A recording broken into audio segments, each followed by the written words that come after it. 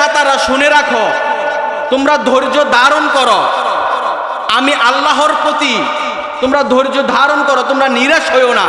তোমাদের পিতামাতার মধ্য থেকে যেই নিষ্পাপ সন্তানটা আমি কেড়ে নিয়েছি, কাল কিয়ামতের ময়দানে হাসরের মাঠে এই সন্তানেরা তুমি পিতা মাতাকে জান্নাতে নিয়ে যাবে।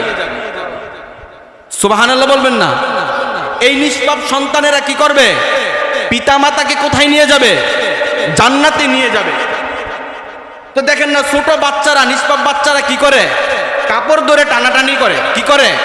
কাপড় ধরে টানাটানি করে না? যে মা বাবা 10টা টাকা দেন, মজা খাওয়ান, চকলেট খাওয়ান, কাপড় ধরে টানাটানি করে না? যতক্ষণ পর্যন্ত তার জিনিসটা সে না পায় ততক্ষণ পর্যন্ত সে কিন্তু কান্নাকাটি করে। কান্নাকাটি করে, কাপড় ধরে টানাটানি করে কি করে না? করে। ঠিক তদ্রূপভাবে এরকমভাবে টানাটানি করবে হাসরের ময়দানে, যতক্ষণ পর্যন্ত আমার পিতামাতাকে জান্নাতে না দিবেন ততক্ষণ পর্যন্ত আমি নিষ্পাপ বাচ্চা জান্নাতে যাব না। শুধু তাই নয়, হাদিসের মধ্যে, মুসলিম শরীফে হাদিসের মধ্যে আসছে যে উল্লেখ তো আছে কাপড়ের মধ্যে টানাটানি করবে না, সন্তান বলবে যে নারী বুড়ি আছে না, যে নারটা এই নার ধরে নাকি টানাটানি করবে। সুবহানাল্লাহ বলবেন না? এই নার ধরে টানাটানি করবে যতক্ষণ পর্যন্ত মা বাবাকে, তার পিতা মাতাকে জান্নাতে না ঢুকাইবে ততক্ষণ পর্যন্ত আল্লাহর কাছে রাগ করবে, গুসা করবে নিষ্পাপ সন্তানগুলো, যে আমার মা বাবাকে যতক্ষণ পর্যন্ত জান্নাতে ঢুকানো না হবে ততক্ষণ পর্যন্ত আমি জান্নাতে যাব না। তো ওই পিতা মাতাকে সুসংবাদ দিলেন আল্লাহ নিজেই, যে তোমরা ঘাবড়ায়ও না, ধৈর্য ধারণ করো, তোমার সন্তানের ওই হাসরের ময়দান থেকে তোমাকে জান্নাতে নিয়ে যাবে। চিন্তা করেন তো বিষয়টা কত কত ভালো লাগার, যে নারী ধরে টেনে টেনে নিষ্পাপ বাচ্চাগুলো তার পিতামাতাকে জান্নাতে নিয়ে যাবে।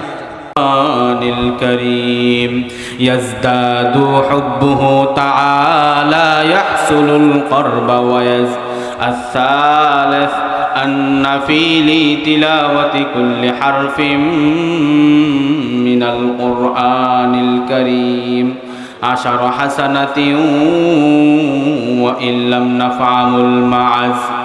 الحمد لله وكفى وسلام على عباده الذين اصطفى. أما بعد فأعوذ بالله من الشيطان الرجيم. بسم الله الرحمن الرحيم. يا أيها الذين آمنوا قوا أنفسكم وأهليكم نارا وقودها الناس والحجارة. وقال النبي صلى الله عليه وسلم خيركم من تعلم القرآن وعلمه أو كما قال عليه الصلاة والسلام. الحمد لله.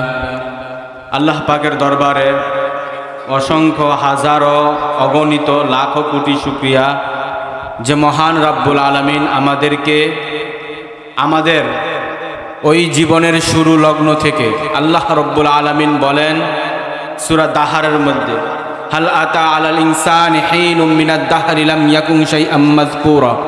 হে দুনিয়ার মানুষ, তুমি নিজেই জানতা না দুনিয়ার মধ্যে আসবা, তোমার মাও জানতো না, তোমার বাবাও জানতো না। যেহেতু তোমাকে দুনিয়ার মধ্যে পাঠায় দিলাম, দুনিয়ার মধ্যে পাঠানোর পরে আজকে কি করবা, কালকে কি করবা, কবে মরবা, কখন কি করবা তুমি নিজেই জানো না। যে আল্লাহ রব্বুল আলামিন দয়া করে, মায়া করে, ভালোবেসে, মহাব্বত করে জীবনের শুরু লগ্ন থেকে, যেই দিন মার পেট থেকে বাহির হয়ে ভূমিষ্ঠ হয়ে ওয়াও করে কেঁদে দিয়েছিলাম, সেই দিন থেকে শুরু করে মৃত্যুর শেষ ঘন্টা পর্যন্ত, সেকেন্ড পর্যন্ত যে হায়াত পেয়েছি, হায়াতের মধ্যে যা যা পেয়েছি, এই জন্য একবার দিল থেকে শুকরিয়া আদান সবাই বলি আলহামদুলিল্লাহ। আল্লাহ পাকের কাছ থেকে নিয়ামত পাওয়ার পরে শুকরিয়া আদায় করলে কি শুকরিয়া আদায় করব? আমরা শুধু আলহামদুলিল্লাহ বলেই বুঝিয়ে দেই বা বুঝাতে চাই যে আল্লাহ পাকের শুকরিয়া আদায় করলাম, কিন্তু এতে তো শুকরিয়া আদায় হয় না। মালিকের কাছ থেকে পাওয়ার পরে, কোনো কিছু পাওয়ার পরে আল্লাহ যা বলছেন তার ভিতরে থেকে ওই সমস্ত কাজগুলা পুঙ্খানুপুঙ্খানুভাবে আল্লাহর জন্য, মানুষের জন্য নয়, কাউকে দেখানোর জন্য নয়, শুধুমাত্র আল্লাহকে দেখানোর জন্য, আল্লাহকে উদ্দেশ্য করে যদি ওই জিনিসটা বাস্তবায়ন করতে পারি নিজের ভিতরে এবং অন্যের মধ্যে এটা ছড়িয়ে দিতে পারি, তখনই হবে শুকরিয়া আদায় করে। কথা বলেন ঠিক কি না? কিন্তু আমরা বুঝাতে চাই যে আমরা আল্লাহ তোমার কাছ থেকে পাইলাম তো আলহামদুলিল্লাহ বললে বুঝাইতে চাইলাম যে শুকরিয়া আদায় করলাম, তাই আমাদের নেয়ামত বাড়াইয়া দাও, এটাই বুঝাতে চাই। কিন্তু আমরা যেইভাবে নেয়ামতের শুকরিয়া আদায় করি, এইভাবে নেয়ামতের শুকরিয়া আদায় হয় না বিদায় আমাদের সম্পদে বাড়ে না, আমাদের রিজিকও বাড়ে না, আমাদের শান্তিও আসে না, আমাদের বিবিরাও কথা শোনে না, আমাদের সন্তানেরাও কথা শোনে না, আমাদের সংসারও শান্তি হয় না। কথা বলেন ঠিক কি না? যদি নেয়ামতের শুকরিয়া আদায় ঠিক মতো করতে পারতাম, অবশ্যই আমাদের ঘরে শান্তি আসতো, আমাদের রিজিক আসতো, আমাদের সম্পদ বাড়তো, আমাদের টাকা পয়সা দ্বিগুণ হইতো। কথা বলেন ঠিক কি না? তো আল্লাহ পাক রব্বুল আলামিন আমাদেরকে তৌফিক দান করুক, যেইভাবে শুকরিয়া আদায় করা প্রয়োজন ওইভাবে যেন আমরা শুকরিয়া আদায় করি বলে আলহামদুলিল্লাহ। আল্লাহ পাক আমাদের সবাইকে কবুল করুক, বলেন আমিন। আপনারা শুনে খুশি হবেন, আজকে এই বাইতুস সালাম মাদ্রাসার উদ্যোগে যে ইসলাহি মাহফিলের আয়োজন করা হয়েছে, এই মাহফিলের মধ্যে থেকে কিন্তু অনেক দূর দূরান্ত থেকে আলেমরা এসেছে, সাদা দাড়ি পাকা দাড়ি মুরব্বীরাও এসেছে, যুবকরাও এসেছে, ছোট নিষ্পাপ বাচ্চারাও কি এসেছে। তো নিষ্পাপ বাচ্চা যেহেতু একটি কথা বললাম, এই বিষয়ে একটি হাদিস আপনাদেরকে শোনাবো। আপনারা দেখে থাকেন দুনিয়ার মধ্যে অনেক মা বাবার কাছ থেকে অনেক নিষ্পাপ সন্তানেরা